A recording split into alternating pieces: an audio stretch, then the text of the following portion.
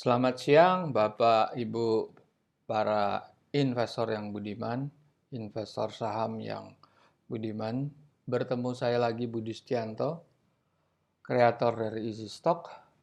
Dan pada kesempatan hari ini saya akan membahas saham-saham dari grup Bakri. Ada 11 saham yang listed di Bursa Efek Indonesia dan kita akan bahas apakah ada di antara 11 saham itu yang layak untuk dibeli. Kita coba akan mengupas laporan keuangan Q2 dan Q3, yaitu laporan semester 1 dan kuartal ketiga 2020.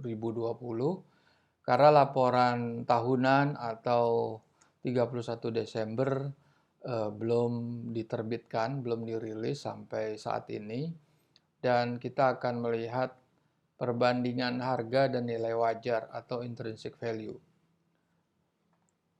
Nah, ini saham-saham Bakri ini memang sangat kental sekarang dengan isu negatif sejak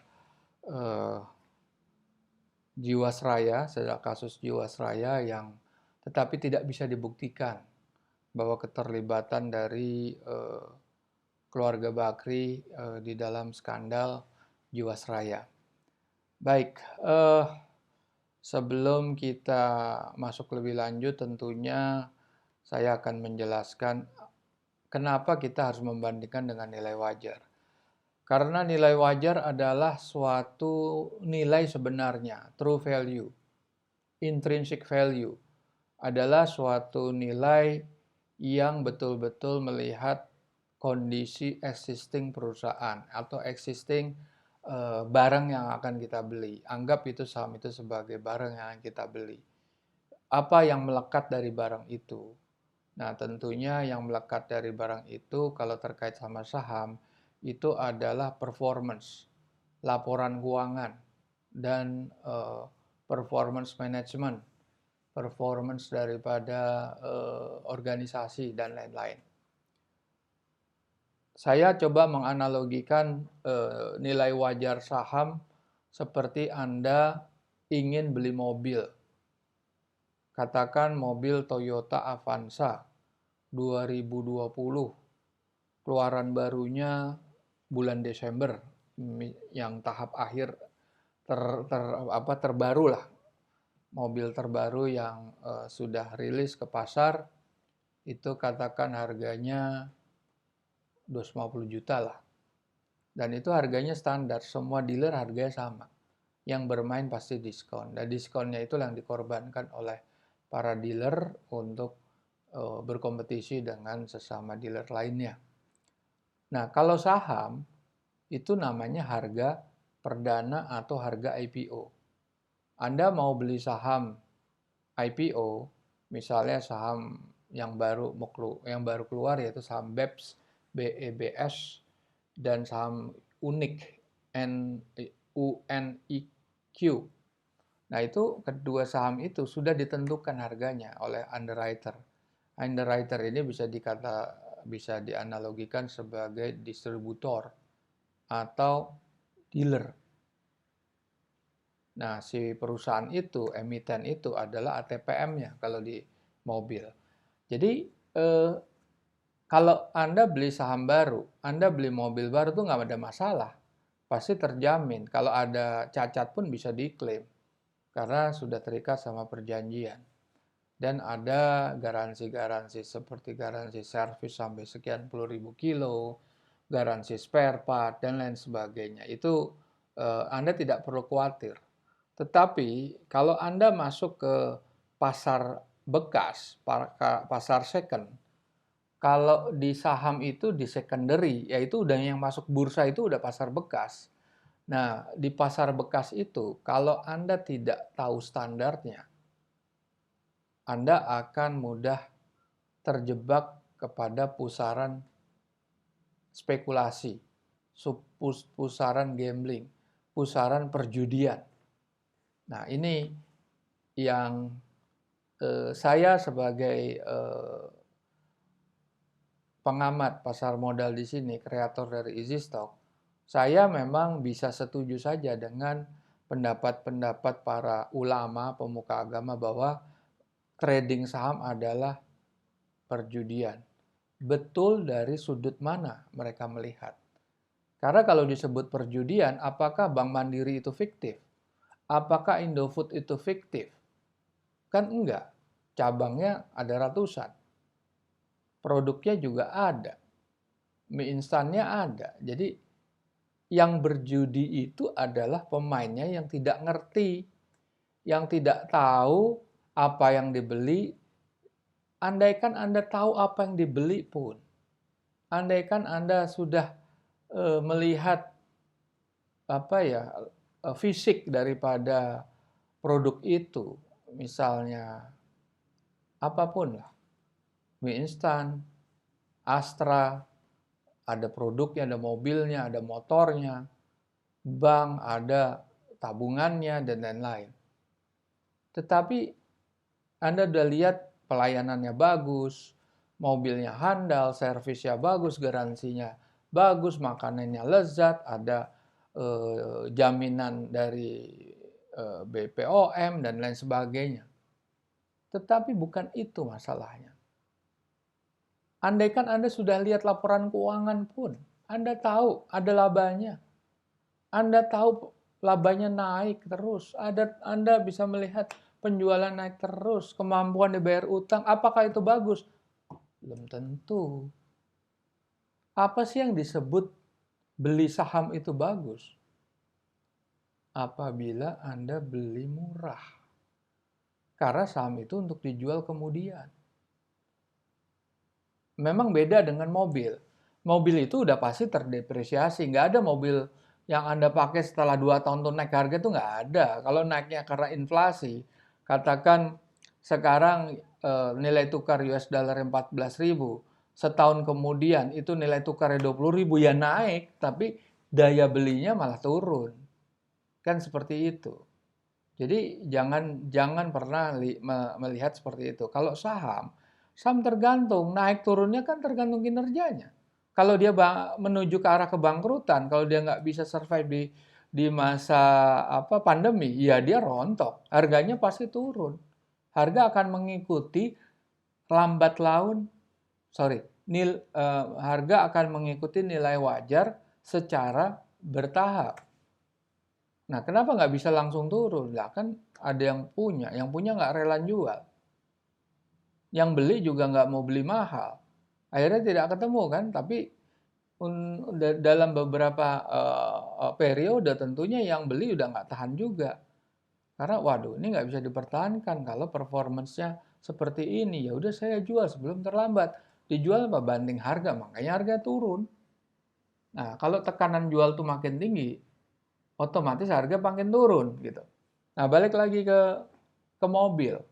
Kalau mobil bekas, katakan Avanza tahun 2014. Katakan harga Anda lihat di Google, harganya 100 sampai 115 juta, katakan seperti itu. Dengan berbagai kondisi macam-macam. Oke, Anda cari.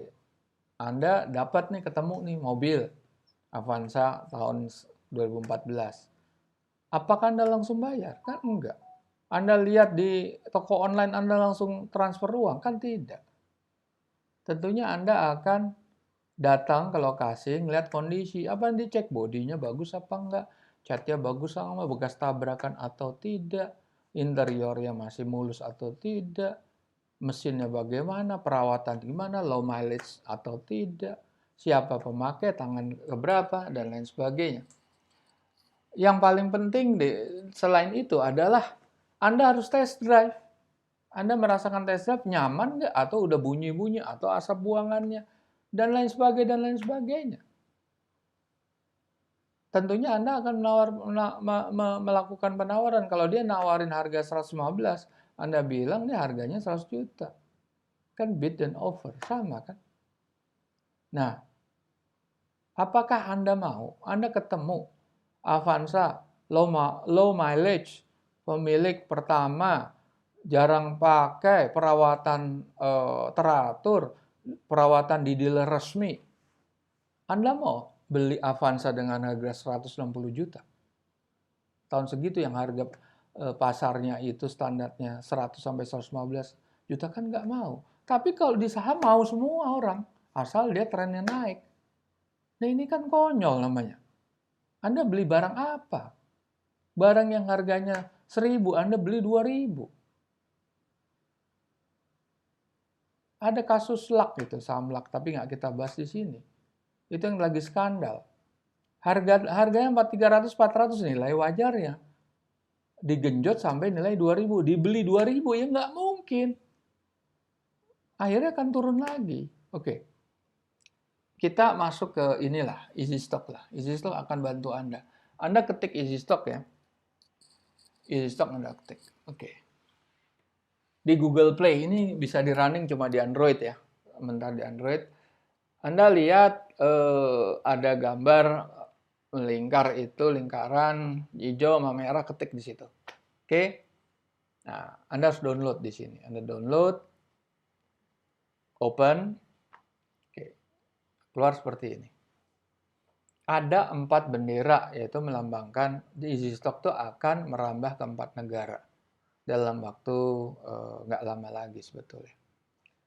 Untuk saat ini kan baru periode pre-launching, baru negara Indonesia saja. Nah, negara Indonesia aja udah ada 722, 723 tapi ada yang listing ya. Saham FINN, saham listing itu di-listing, maksudnya di-listing. Di-listed. Nah, di situ hanya Indonesia saja Anda bisa lihat. Ini free of charge. Anda download, Anda free of charge. Dan ini menggunakan formulasi-formulasi yang kredibel. Nanti kita akan bicarakan dari mana dasarnya. Kita tadi udah cerita tentang nilai wajar saham. Nah, di bawah itu ada menu. Paling bawah itu forecast simulator. Ini untuk apa? Adalah untuk Anda yang sudah register pengguna daripada easy stock yang Anda punya perusahaan. Perusahaan apapun perusahaan Anda. Namanya perusahaan pasti Anda punya laporan keuangan. Masa Anda nggak laporan keuangan, Anda dikejar kantor pajak nanti. Karena rekening income masuk ke dalam rekening Anda, rekening perusahaan. Gitu kan?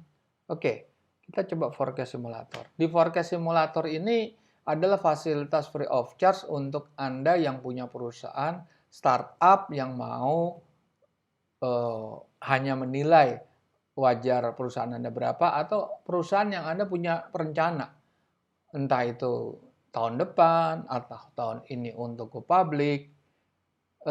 Anda bisa mencoba alat ini, isi nama perusahaan Anda, bergerak di bidang apa, sektornya apa, lokasi di mana, dan email Anda.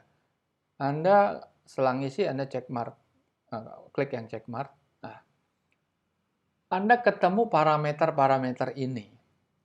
Parameter-parameter ini adalah parameter-parameter yang kami gunakan di dalam formulasi easy stock. Formulasi easy stock itu sudah mempunyai hak cipta dari pemerintah Indonesia selama 50 tahun. Oke, dari mana tuh sebetulnya? Formulasi itu apa dasarnya? Bisa dipercaya apa tidak? Dasar saham easy stock ini adalah mengikuti paham Benjamin Graham. Benjamin Graham adalah value investor. Beliau adalah penulis buku investment klasik berjudul Security Analysis dan Intelligent Investor. Dua buku ini sering-sering disebut sebagai Bible-nya value investor. Benjamin Graham ada profesor finance yang hidup tahun 1940-an di Universitas Columbia, universitas top 10 di Amerika Serikat sampai detik ini. Dan salah satu muridnya adalah Warren Buffett. Anda pasti kenal siapa Warren Buffett, tapi Anda belum tentu kenal Benjamin Graham. Warren Buffett itu adalah investor terkaya di dunia. Dan dia masuk di bracket 5-10 besar investor terkaya di dunia selama 40 tahun terakhir. Dan hanya satu-satunya orang yang terkaya dalam bracket 5-10 besar yang tidak pernah meng-create perusahaan dari nol. Tidak seperti Elon Musk mendirikan Tesla, tidak seperti Jeff Bezos pendiri Amazon, tidak seperti Bill Gates pendiri Microsoft, tidak seperti Mark Zuckerberg pendiri Facebook. Dia tidak mendirikan perusahaan. Dan dia hanya jual beli saham. Gimana caranya bisa bertahan? Dia sekarang umur udah 80 lebih. Nah, itu istimewanya. Jadi Benjamin Graham ini, Warren Buffett ini menyatakan dalam suatu buku. Warren Buffett tidak pernah nulis buku. Buku itu selalu ditulis oleh pihak ketiga. Buku yang ditulis Janet Low, judulnya Warren Buffett Speak. Itu dia menyatakan, gaya investasi saya adalah 85% Benjamin Graham dan sisanya Philip Fisher. Nah, Benjamin Graham itu mengeluarkan dua buku tadi, Security Analysis. Terutama saya bicara Security Analysis karena Security Analysis itu berorientasi untuk menghasilkan output nilai wajar, jadi numbers. Nah, buku satunya adalah buku yang berjudul Warren Buffett Way. Itu itu formulasi yang Anda harus kupas di sana. Ada portfolionya Warren Buffett dan Anda bisa membongkar di sana. Itulah yang kami bongkar sehingga kami mendapat hak cipta dari sini untuk diterapkan dalam komputer program. Nah, sisanya adalah dari Philip Fisher. Philip Fisher itu berorientasi pada analisa fundamental kualitatif seperti leadership style, seperti relationship between owner sama manajemen, manajemen dengan employee, manajemen dengan union gitu. Bicara tentang analisa organization structure, bicara tentang analisa Salesforce organization, strengths dari brand name, dari produk, distribution channel, networking, dan lain sebagainya. Dan dari pernyataan Warren Buffett itu udah jelas dia 85% Benjamin Graham. Apa yang dikupas dalam bukunya Benjamin Graham adalah menemukan nilai wajar saham. Artinya apa? Nilai wajar saham itu dia harus membeli saham dengan harga yang di bawah nilai wajarnya. Karena yang di bawah nilai wajar, harga di bawah nilai wajar, itu yang memiliki potensial upside. Atau yang disebut under value. Sedangkan harga yang di atas dari nilai wajarnya, itu tidak punya potensial upside, tapi adanya potensial downside. Atau yang disebut overvalue.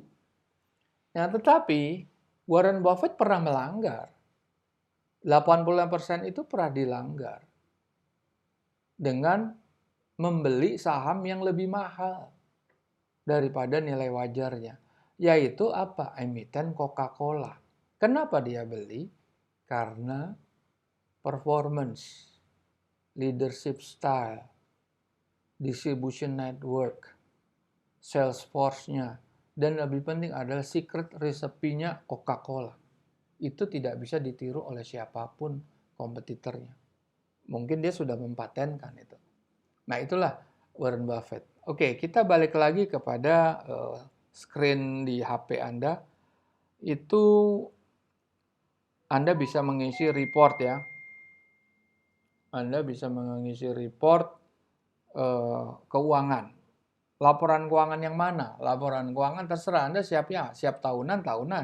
Masukkan Q4 2020. Anda masukkan berapa parameter kunci di sini. Parameter ini default tidak bisa dirubah, tetapi apabila Anda memahami formulasi yang akan kami sampaikan. Nah, ini formulasinya seperti ini. Sumbernya mana sih? Data mentahnya adalah quarterly financial report yang dirilis oleh Bursa Efek Indonesia. Semua perusahaan listed di dunia yang sudah punya bursa, capital market atau stock exchange, itu wajib bagi para emiten untuk merilis laporan keuangan dalam jangka waktu tertentu. Misalnya, kuartal ke-1 berakhirnya 31 Maret. Dan itu Maret, April. Biasanya akhir Mei itu ada yang terakhir. Nah, kuartal kedua juga gitu, 2 bulan setelah itu, misalnya 30 Juni ya Agustus. Kalau September, November. Kalau yang tahunan, itu kan berarti 31 Desember. Ini sudah Januari, Februari, Maret. 31 Maret. Yang paling panjang itu laporan tahunan. Karena itu requirement-nya audited kalau laporan tahunan. Kalau laporan kuartalan itu tidak required ya, kecuali perusahaan-perusahaan blue chip, mereka akan, karena ininya dia ya, pencitraan dia di sisi investor, itu dia akan melakukan audit report ya, dengan pihak ketiga. Yaitu rekanan-rekanan yang ada, rekan-rekan auditor yang listed di OJK. Oke. Jadi untuk menjadi rekanan di OJK sebagai konsultan akuntan itu tidak mudah. Konsultan hukum tidak mudah juga. Anda harus melalui suatu proses seleksi yang tidak mudah gitu. Oke. Apa yang kita ambil dari data mentah itu? Profit and loss statement, cash flow statement, balance sheet, dan auditor's note. Auditor's note, oke. Itu penting sekali auditor's note. Karena laporan keuangan itu seperti ini pada dasarnya.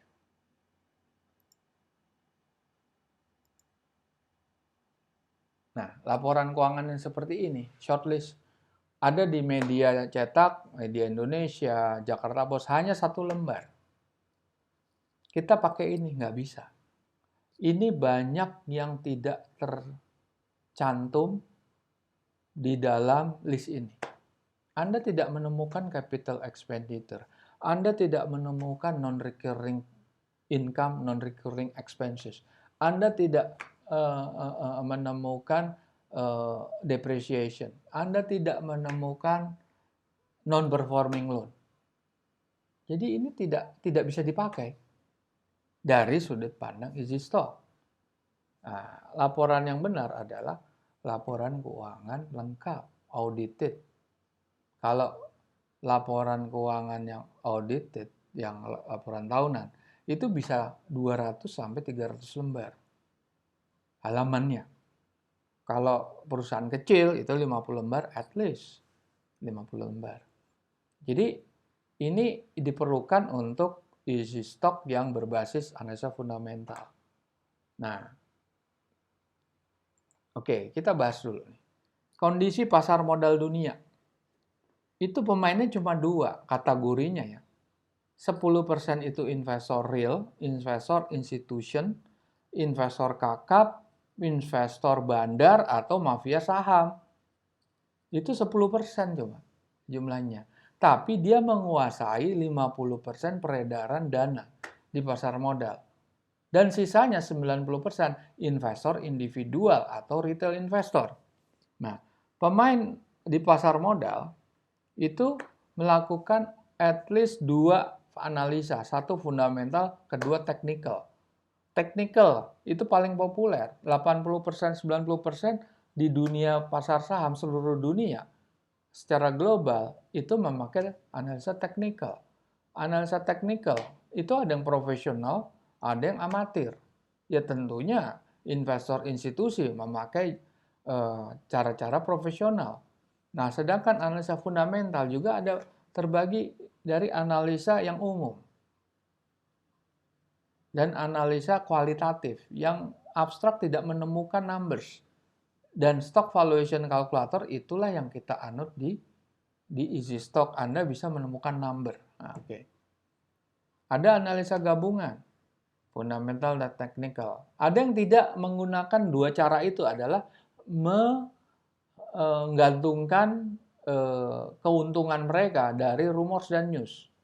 Dia akan terlibat di dalam trik-trik daripada para bandar yang betul-betul mengumbar news-news positif saat dia sudah mengkoleksi barang murah. Kan tinggal jual aja, habis kan? Habis itu habis. Selesai. Makanya di dunia pasar modal ada yang dikenal zero sum game. Artinya nggak ada si A sama si B. Si A menang, si B menang. Nggak ada cerita begitu. A menang, B bangkrut. Itu aja. Kampanye cuma dua. Real investor sama retail investor. Institusional sama retail. Zero sum game itu korbannya adalah retail. Ya artinya gini, artinya tidak semua. Kalau yang untung-untungan juga ada, tapi yang benar yang nggak untung-untungan, yang tahu apa yang dia perbuat. Nah, kalau they don't know what they are doing, so what? They depend on the luck, on the sometimes it's not good luck, tapi bad luck yang dia dapat gitu. Oke. Kita lihat tadi, oke. Nih, kita lihat kita lihat di HP Anda. Pertumbuhan rata-rata, revenue average growth. Anda bisa taruh di sini adalah average pertumbuhan revenue Anda. Anda bisa taruh di sini average industri yang sekelas. Anda bisa lihat average di global industri. Taruh di sini, Anda estimasi. Di wilayah Anda yang terkena efek pandemi dan segala macam berapa. Itu perlu imajinasi. Kedua, government bond. Ini default.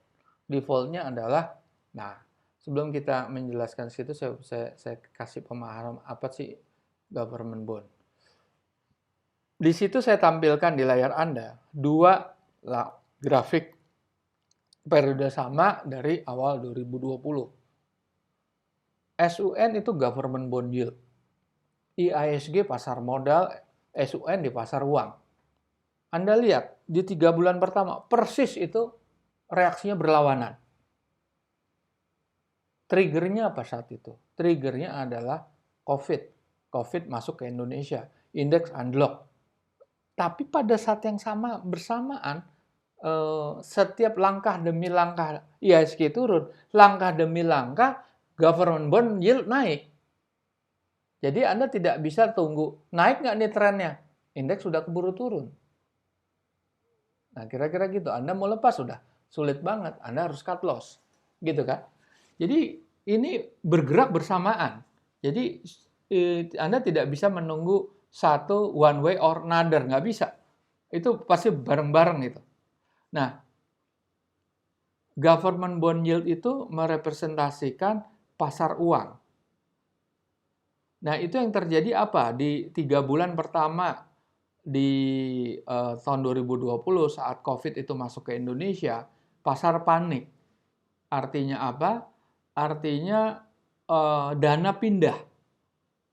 Dari orang jual saham turun, habis turun sampai 40% lebih turunnya, terus memindahkan. Setiap jual pindah kemana? Ke pasar uang. Pasar uang apa? Ukurannya government bond yield. Government bond yield adalah ukuran investor global. Seluruh dunia pakai ini.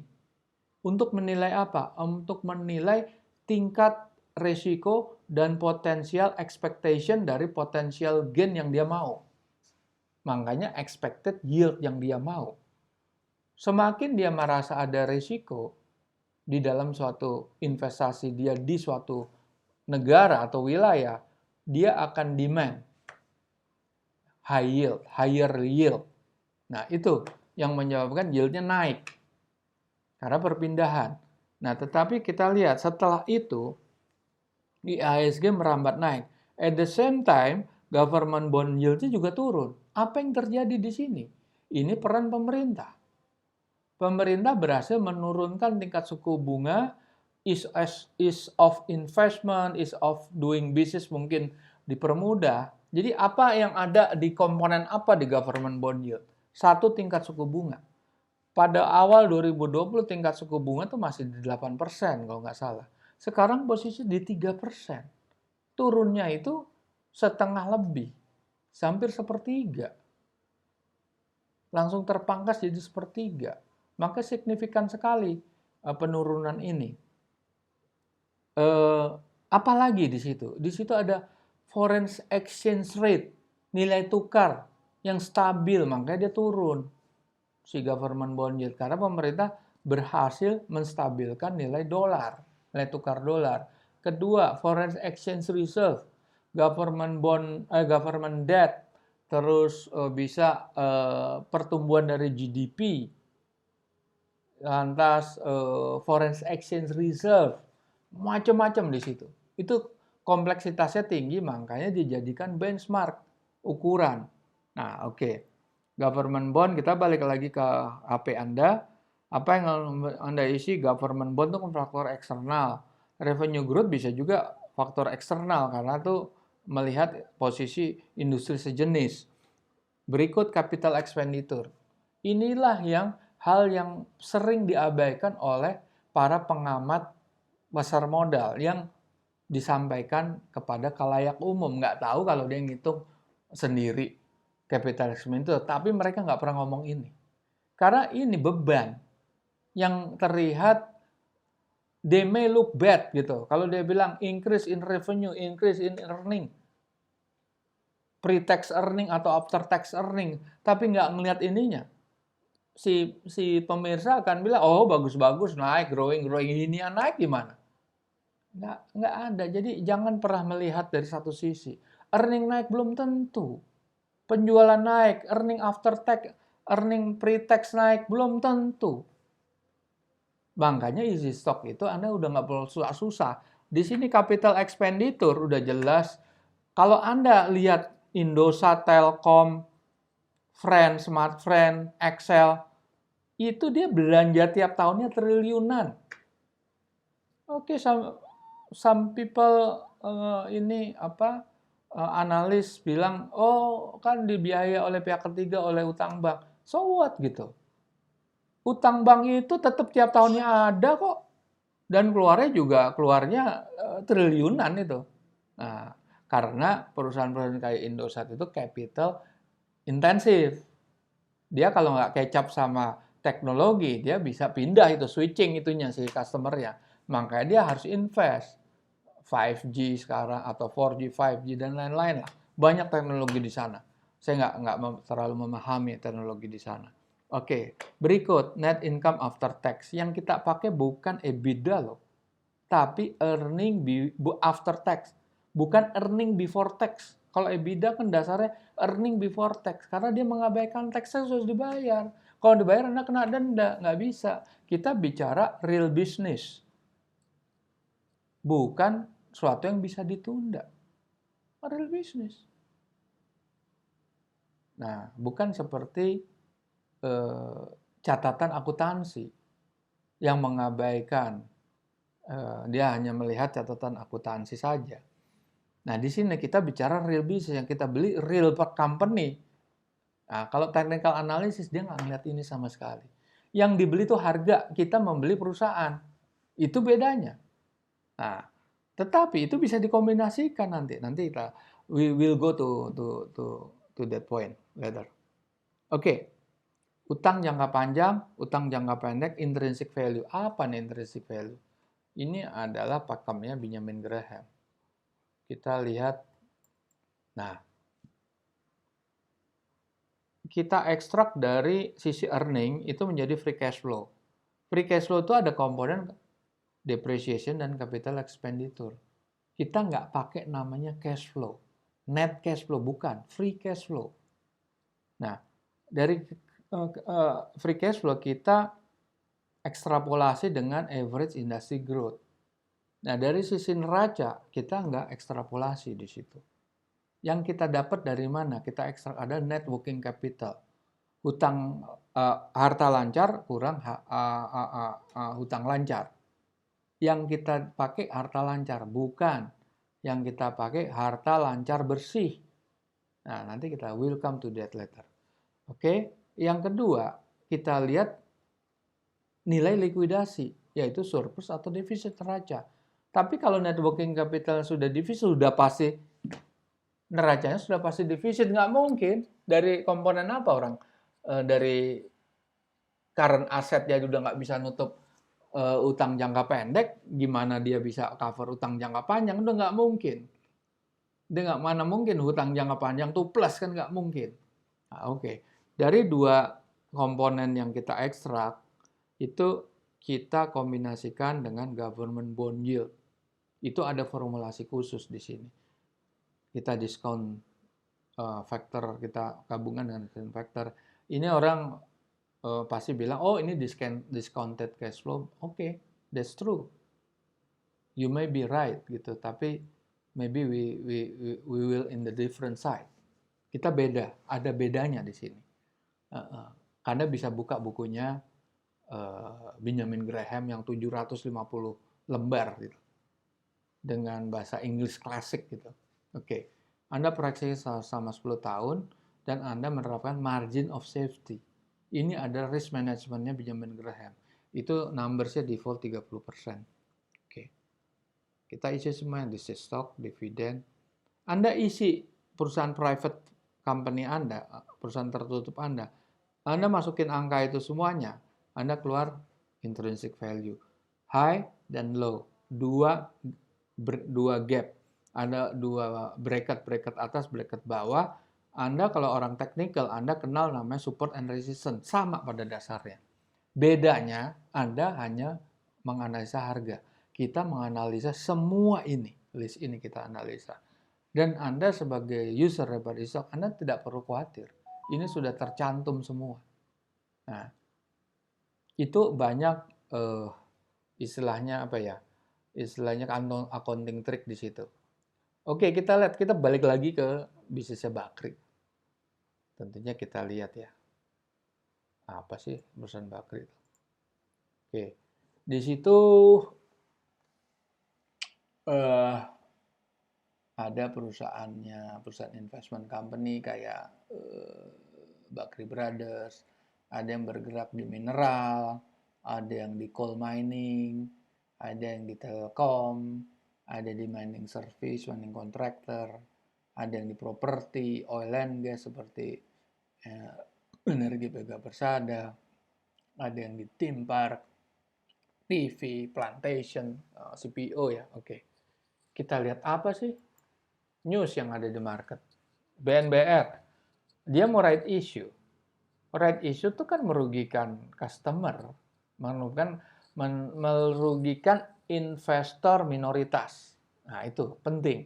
Karena kalau Anda tidak membeli, harga saham Anda akan turun. Akan terdilusi namanya. Oke, karena ada penerbitan saham baru. BRMS juga ingin right issue juga. Nggak positif, itu negatif semua. Terus Bakri Telkom, Bitel, dia mencatatkan pendapatan usaha 8 miliar. Dari tahun sebelumnya 10 miliar turun, negatif lagi.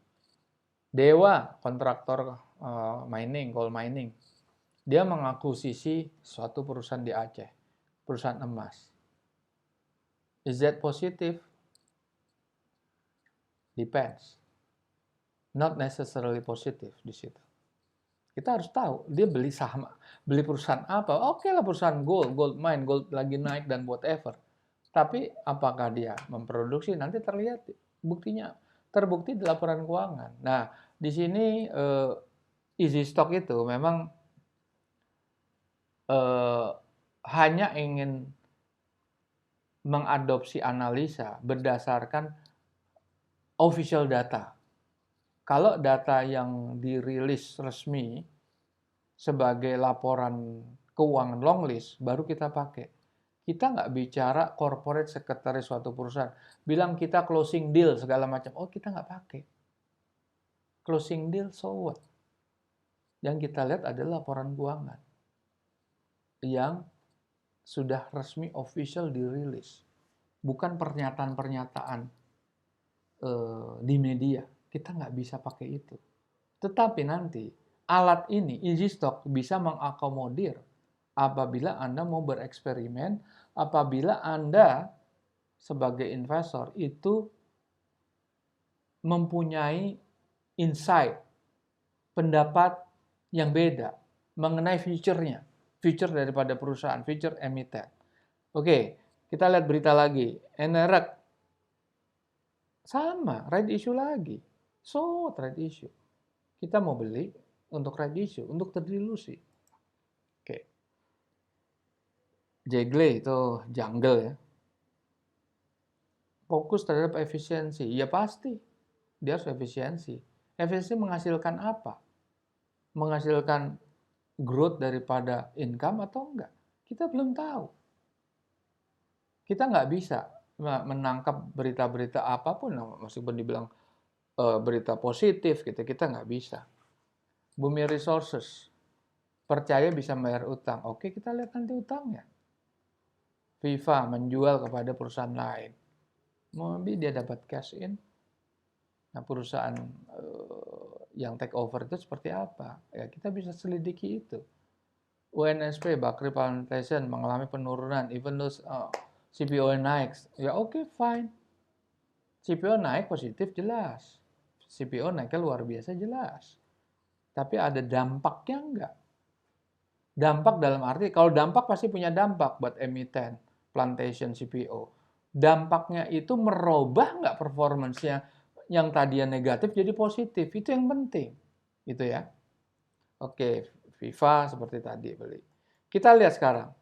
BNBR, waduh, berat ya saham ini ya. Anda habis beli saham 50 perak, terus naik jebret gitu cuma 3 hari, naik ke berapa? 59. Anda beli di 59 turun lagi ke 50. Kapan naiknya? Nggak akan naik. Ini masih mending, tren positif. Uptrend masih. Tapi kan kita lihat lagi, benar nggak sih nilai wajarnya bisa memberikan bukan garansi, at least keyakinan bahwa perusahaannya akan growing bagus, positif di kemudian hari. Oke. Detail, flat, dah. Ini rubbish. Bumi. Anda selama ini dia flat 50 perak. Terus ini naik nih, berat. Anda beli di 80, Anda nunggu sampai nah di sini nih. 80 turun. Enggak, masih tetap naik di 80. Misalnya. Terus Anda meleng. 1, 2, 3, 4, ceng. Naik Anda nggak tahu. Anda lagi sibuk, you are doing something hectic atau whatever gitu. Anda tidak monitor. Jebret turun langsung, jebret. Lu turunnya nggak kira-kira. Turun lagi di bawah 80. Ke 70, ke 60. Recover ya. Walau-walau. Ini. Anda mau beli saham gini yang cuma 3 hari? Oke. Ini. Ini masih oke nih. NREG boleh. Dia itu naik di bulan 11, bulan 12. Oke, bulan 11, bulan 12 dan naik terus. 10 malah dari bulan 10. Oke. Ini nggak bisa. Ini nggak bisa, ini nggak bisa. Media, waduh turunnya. Ini kita lihat aja, yang penting kan volume juga nggak terlalu ini, bagus nih UNSP. Karena ini kan naik di bulan 10, 11, 12 tahun lalu. Ini Viva flat terus, naik, jebret, turun lagi. Nah, apa yang kita harus lihat di sini? Kenapa bulan 11? 10, 11, 12 itu naik. Nih, naik. Nih, naik. Kenapa ke situ? Nih kita lihat nih government bond naik. Turun, jeblok. Bulan 11 ke 12 turun, jebret. naik turun drastis, ya, oke. Habis itu naik lagi. Begitu dia turun, indeks naik. Begitu government bond naik, indeks turun. Oke. Sekarang kita lihat apa sih di laporan keuangan? Laporan keuangan bahas apa? Nih, Anda kan tadi udah lihat ya. Ada yang disebut nih di aktiva lancar. Aktiva lancar itu kenapa net? Di situ ada biaya dibayar di muka, pajak dibayar di muka, kas bank yang dibatasi penggunaannya. Itu Anda harus mengabaikan itu. Dan di easy stock tuh sudah dilakukan ini. Semua udah masuk ke sini semuanya. Jadi nggak usah khawatir ngitung-ngitung gini lagi. Ribet ngitung begini. Apalagi Anda pemula. Kecuali Anda yang memang punya eagerness untuk mengetahui lebih dalam. Silakan aja. Terus yang berikut, dari sisi earning. Ada bagian atas laba neto asosiasi dan ventura bersama. Nggak bisa, itu bukan core bisnisnya. Laba karena selisih kurs itu bukan laba itu. Rugi atau laba bukan. Anda harus abaikan itu. Kalau dia laba, Anda harus kurangkan. Kalau dia rugi, Anda harus pluskan. Back to square one di situ prinsipnya. Net current asset dan non-recurring income dan expenses. Itu penting. Ini nggak pernah dikupas mungkin di analis-analis umum ya. Harus kas dari aktivitas investasi. Nah, pembelian aktiva tetap tuh ada minus 112 sekian nih. Nah, ini aktiva tetap. Oke. Terus ini ada yang disebut non-performing. Nggak pernah dikupas juga, penting. Non-performingnya itu yang past due itu 28 juta dolar, 29 juta dolar. Ini gede sekali kan? Kalau kecil eceh-eceh, oke lah kita skip aja. Angkanya besar masalahnya. Oke, di sini kita lihat dari daftar fixed asset. Bisa kita lihat itu memang di sini ada. Oke, di sini lihat nih. Biaya perolehan itu capital expenditure, tapi bisa dilihat di sini capital expenditure 112 kan. Di sini capital expenditure 534, lebih kecil kan. Lebih kecil. Bisa ada aset dalam penyelesaian. Itu belum done kan?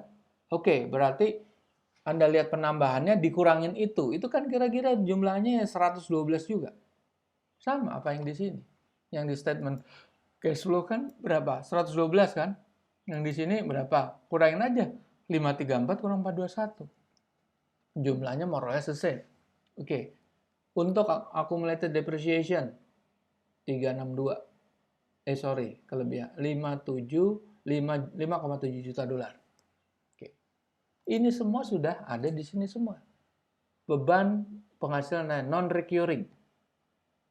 Beban bunga dan amortisasi. Cadangan kerugian penurunan nilai. Cadangan. It's not real cash. Dia mencadangkan. Oke. Nah, sekarang dengan kondisi gitu berapa nilai wajar ya? Ini nilai wajar ya. Tapi Anda bisa lihat juga di screen Anda ini buka lagi ya. Anda masuk ke sini. Kita buka ya. Kalau di situ Anda lihat kan kalau under value hijau. Itu saham Bakri dari ada 11 ya, 11 saham Bakri. Itu 8 itu merah semua. Kita lihat di sini. BNBR merah.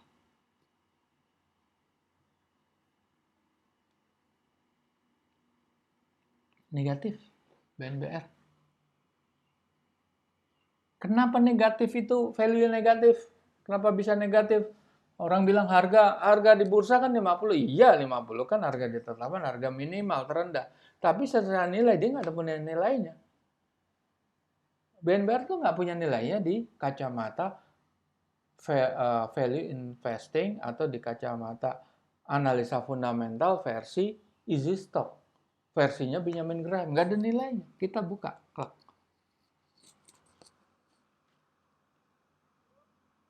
Nah, kita lihat BNBR Q3 2020. Oke, revenue average growth kita minus ya, memang dia minus. Sekarang kita lihat berapa income dia, minus 320 miliar. Free cash flow minus 380. Oke, pasti negatif dong. Earning per share pasti negatif nggak? Pasti negatif. Oke. Dari net income after tax sudah pasti negatif. Free cash flow-nya juga negatif. Kalau free cash flow-nya positif, Anda harus berhati-hati. Perusahaan merugi belum tentu free cash flow-nya negatif loh, belum tentu. Tetapi ya itu Anda harus perhatikan baik-baik di situ. Kalau Anda ingin menghitung ya, tetapi easy stock sudah ready to use buat Anda. Ini semuanya udah ada di sini semua di easy stock gitu. Oke. Sekarang kita lihat net current asset 11,5 triliun. Oke, 11,5 triliun. Berapa short term debt-nya? 12,5 triliun. Ya negatif working capital. Udah pasti neracanya pasti defisit. Ya pasti defisit semua. Anda mengharapkan apa dari situ? Lihatlah saham yang lebih bagus, Bumi. Katanya lebih bagus. Karena tadi harganya naik. Minus juga. Gimana? Anda bisa lihat, Anda bisa bandingkan aja. Nih, income-nya. Dari income negatif 2,6 triliun. Free cash flow negatif 2,4 triliun.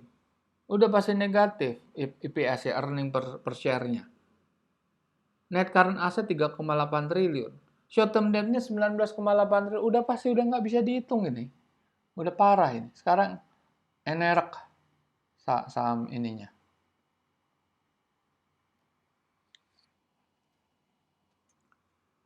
Nah, ini masih positif nih. Oke. Ini positif nih. Enerek itu ya ada downside. Dia ada positifnya, yang positif tuh kan cuma dua.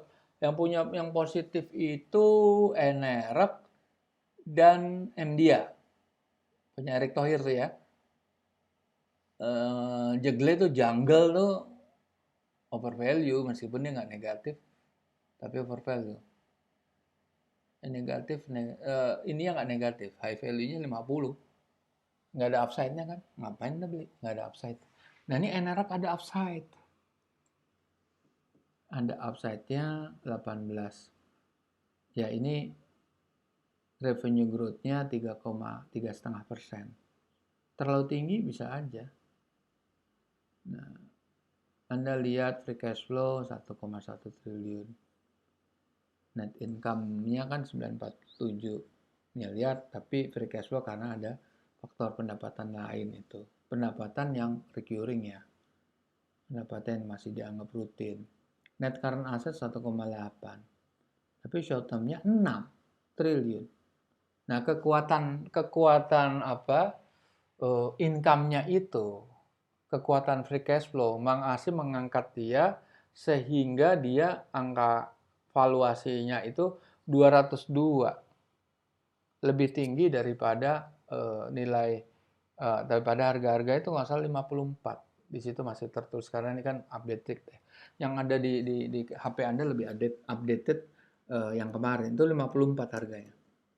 Kalau Anda beli fine-fine aja, Anda bisa beli, tetapi punya potensial downside itu negatif. Karena kalau sentimen negatifnya lebih kuat, dia nggak akan bergerak dari harga 54. Nah, terus apa yang ada di alat ini, di easy stock aplikasi Anda nih? Itu ada berapa data-data seperti market cap, berapa rasio keuangan seperti ROE, debt to equity, profit margin, gross margin, price earning, return on asset, dan lain sebagainya. Oke, Anda bisa lihat itu. Terus apa lagi yang free?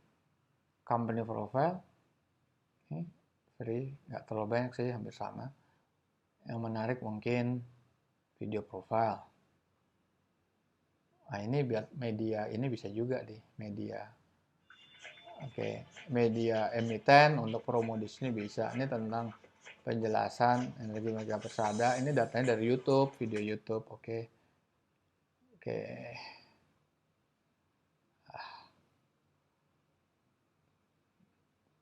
Energ ya. Tadi Energ masih lumayan lah. Energ.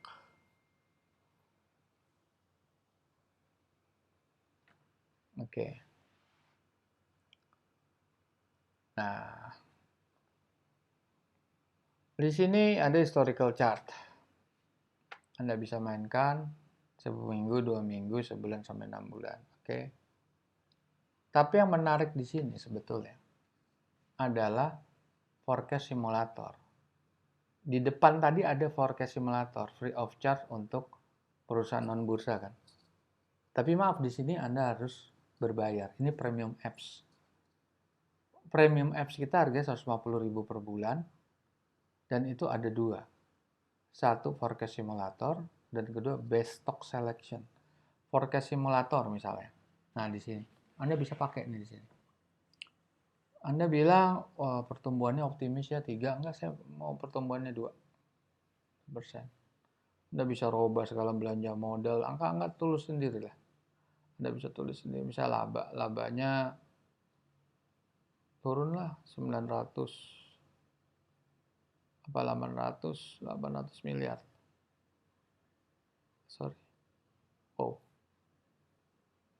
Laba 800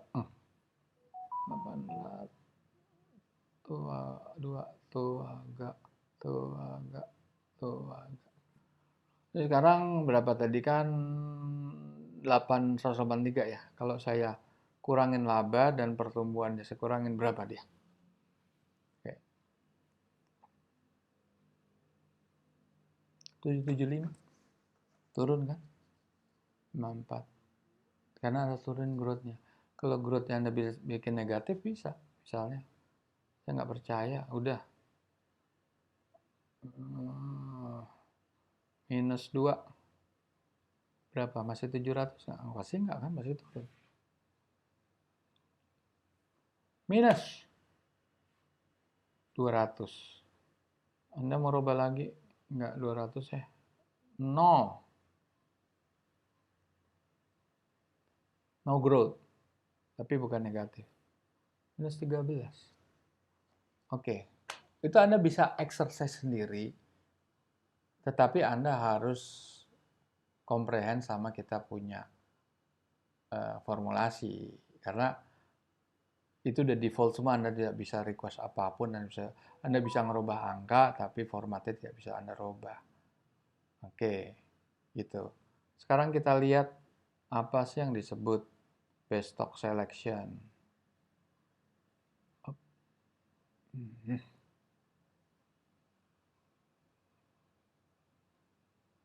Best stock selection. Ini memilih saham menurut apa yang Anda mau.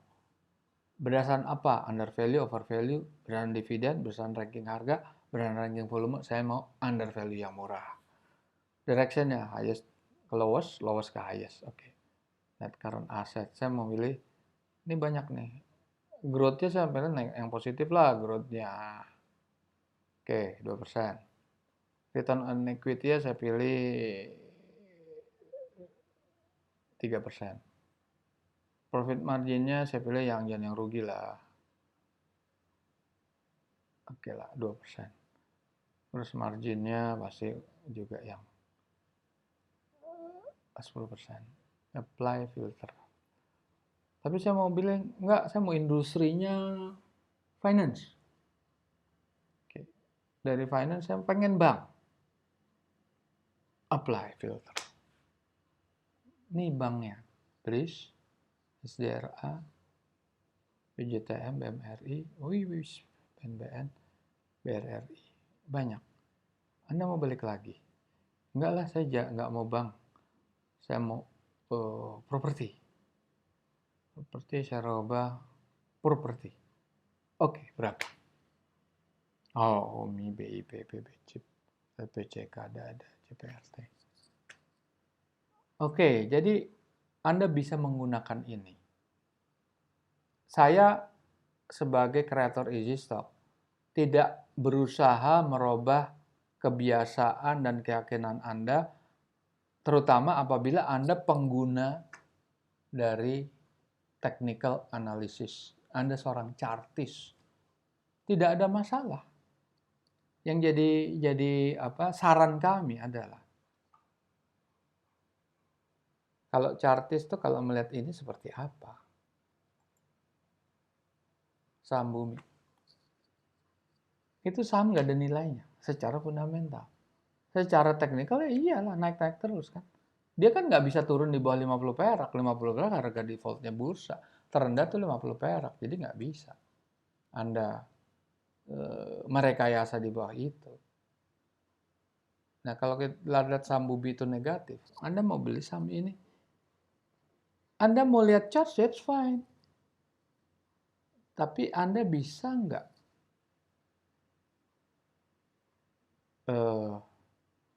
kecuali gini ya, maksud saya gini.